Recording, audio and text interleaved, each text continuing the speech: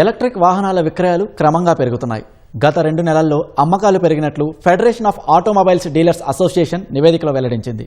దక్షిణాసియాలో ఉద్రిక్త పరిస్థితుల వల్ల పెట్రోల్ ఉత్పత్తుల రేట్లు భారీగా పెరగడంతో వాహనదారులు బ్యాటరీలతో నడిచే వాహనాల పట్ల మొగ్గు చూపుతున్నారు. గత ఏడాదితో పోలిస్తే ఈ ఏడాది మే నెలలో బ్యాటరీ వాహనాల విక్రయాల్లో వృద్ధి చోటు చేసుకుంది. ఈవీ విక్రయాల జోరుపై మా ప్రతినిధి శ్రీకాంత్ ప్రత్యేక కథనం. ఎలక్ట్రిక్ వాహనాల వినియోగం క్రమంగా పెరుగుతుంది. ఏటికేడు ఆ వాహనాల విక్రయాల్లో వృద్ధి కూడా చోటు చేసుకుంటుంది. దక్షిణాసియాలో ఉద్రిక్త పరిస్థితుల వల్ల అక్కడి నుంచి ఇక్కడికి సరఫరా కావలసిన ముడిచెమురు ఆశించిన స్థాయిలో లేదు. అంతేకాకుండా సిఎన్జి సరఫరా కూడా సరిగ్గా లేదు. దీంతో అధిక ధరలు ఉంటున్నాయి. పెట్రోల్ డీజిల్ ఉత్పత్తులతో పాటు సిఎన్జి కూడా అధిక ధరల వల్ల వాహనదారులందరూ కూడా ఎలక్ట్రిక్ వాహనాల వైపు మొగ్గు చూపుతున్నారు. ఎందుకంటే బ్యాటరీ ఒకసారి ఛార్జింగ్ చేస్తే దాదాపు అత్యాధునిక టెక్నాలజీ వల్ల ద్విచక్ర వాహనాలు అయితే కనీసం 100 కిలోమీటర్లు, కార్లు ఇతర ప్యాసింజర్ వెహికల్స్ అయితే 200 నుంచి 400 కిలోమీటర్లకు వచ్చే విధంగా కూడా ఆ మేరకు బ్యాటరీలను రూపొందిస్తున్నారు. దీనివల్ల మెరుగైన సౌకర్యాలు పెరగడంతో వాహనదారులంతా కూడా ఎలక్ట్రిక్ వాహనాల వైపు మొగ్గు చూపుతున్నారు.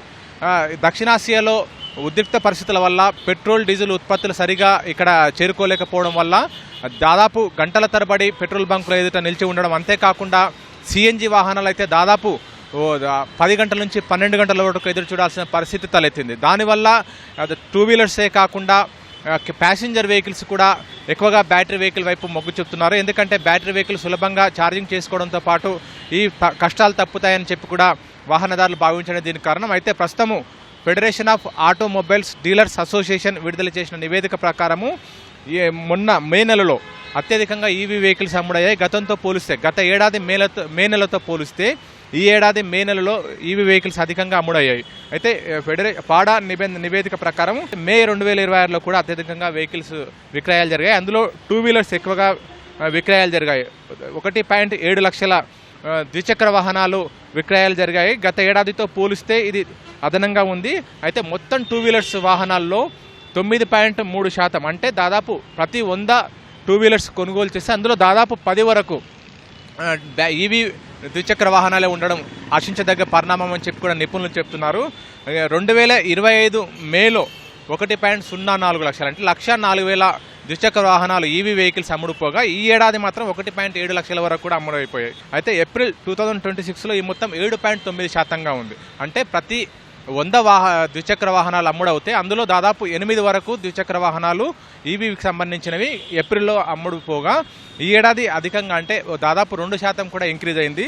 2026 మేలో అమ్ముడుపోయిన అన్ని వెహికల్స్లో 11% ఎలక్ట్రిక్ వెహికల్స్ అమ్ముడుపోయాయి.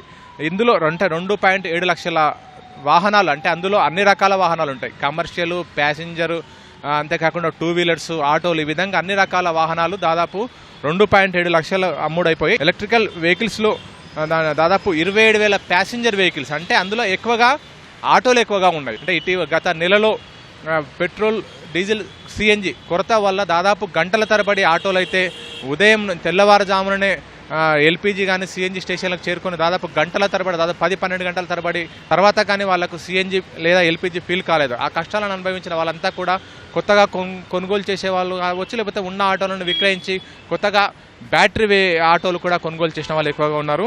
ఈ నివేదికలన్నీ కూడా federation of automobiles dealers association చెప్పిన నివేదికలు. దాదాపు 27,000 ప్యాసింజర్ వెహికల్స్ అమ్ముడైపోయాయి. దాదాపు 2,77,000 వెహికల్స్లో 1,70,000 దాదాపు టూ వీలర్ వెహికల్స్ ఉన్నాయి. అందులో ప్యాసింజర్ వెహికల్స్ 27,000కు పైగా ఉన్నాయి. గతేడాది మేతో పోలిస్తే ఈ ప్యాసింజర్ వెహికల్స్ దాదాపు 81% వృద్ధి సాధించాయి.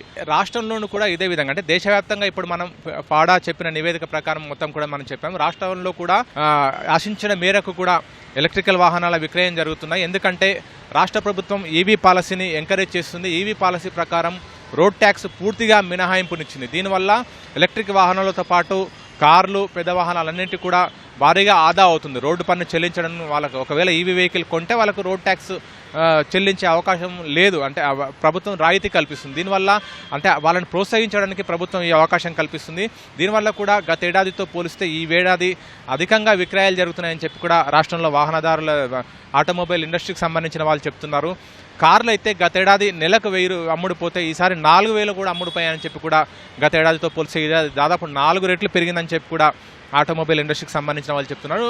టూ వీలర్స్లో కూడా అధికంగా వాహనాల విక్రయాలు జరుగుతున్నాయని చెప్పి కూడా ఆటోమొబైల్ ఇండస్ట్రీ వాళ్ళు చెప్తున్నారు. ఇదంతా కూడా ఆశించదగ్గ పరిణామం. ఎందుకంటే ఆటోమొబైల్ సంబంధించిన ఇండస్ట్రీలో ఎలక్ట్రిక్ వెహికల్స్ ఇంట్రడ్యూస్ అయిన మొదట్లో సంబంధిత మౌలిక సదుపాయాలు లేకపోవడం, అంతేకాకుండా బ్యాటరీ మన్నిక పైన కూడా పలు సందేహాలు ఉండడంతో చాలామంది ఎలక్ట్రిక్ వెహికల్స్ కొనుగోలు చేయడానికి ఆసక్తి చూపించలేదు. మొదట్లో టూ వీలర్స్లో అయితే కనీసం 50-60 కిలోమీటర్లకు ఛార్జింగ్ మాత్రమే వచ్చేది. ద్విచక్ర కార్లు, ఇతర ప్యాసింజర్ వెహికల్ అయితే 200-250 కిలోమీటర్ల లోపే ఉండేది. కానీ ఇప్పుడు దాదాపు 500 కిలోమీటర్ల వరకు కూడా, అంటే ఒకసారి ఛార్జింగ్ చేస్తే 20 కిలోవాట్స్ 40 కిలోవాట్స్ ఆ బ్యాటరీ సామర్థ్యాన్ని బట్టి ఒకసారి ఛార్జింగ్ చేస్తే 500 కిలోమీటర్ల వరకు కూడా ప్రయాణించే అవకాశం ఉంటుంది.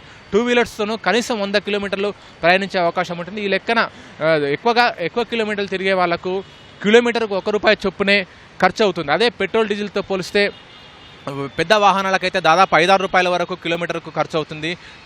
కార్లకు, టూ వీలర్స్కి అయితే ₹2.5 దాకా ఖర్చు అవుతుంది. కార్లకు కూడా దాదాపు ₹4 వరకు ₹5 వరకు కూడా ఖర్చు అవుతుంది వాహనాన్ని బట్టి. ఈ విధంగా ఎక్కువ ఖర్చు అవుతుండడానికి తోడు పర్యావరణ పరంగా హాని జరిగే అవకాశం ఉంది. కాబట్టి కొంతమంది పర్యావరణ పరులు కూడా, అంటే పర్యావరణానికి హితం చేయాలనే ఉద్దేశంతో కూడా కొంతమంది వాహనదారులు బ్యాటరీ వెహికల్లను కొంటున్నారు. అంతేకాకుండా ఖర్చు కూడా తక్కువ అవుతుందనే ఉద్దేశంతో, అంతేకాకుండా మౌలిక సదుపాయాలు కూడా అందుబాటులోకి రావడంతో క్రమక్రమంగా బ్యాటరీ వెహికల్ కొనుగోలు చేయడానికి కూడా అందరూ ఆసక్తి చూపుతున్నారు. Over to you.